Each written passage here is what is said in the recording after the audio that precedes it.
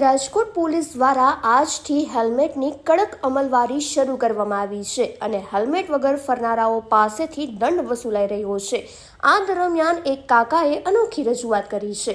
તેમણે હેલ્મેટ પહેરવાને બદલે માથે તપેલી પહેરી બહાર નીકળ્યા, જેમાં હેલ્મેટ હટાવો લખેલું હતું। કાકાએ જણાવ્યું કે શહેરમાં હેલ્મેટ ફરજિયાત ન હોવું જોઈએ, કારણ કે દંડ ભરવા માટે તેમના પાસે પૈસા પણ નથી। આ ઘટના શહેરમાં ચર્ચાનો વિષય બની છે।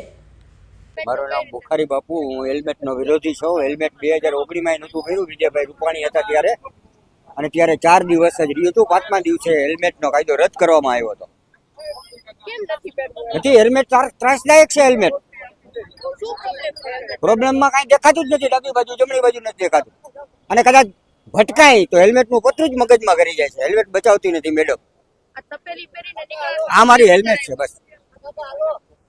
પોલીસ દંડ ભરવાનું કહેશે તો નથી, પોલીસ થી એક ઈ એના કાયદા કરીએ કામ કરે, અમે અમારા કાયદા કરીએ કામ કરીએ, બરોબર? નહીં, દંડ નથી ભરવાના। તો હેલ્મેટ આવી રીતના તપેલી પહેરી નીકળવાના છે।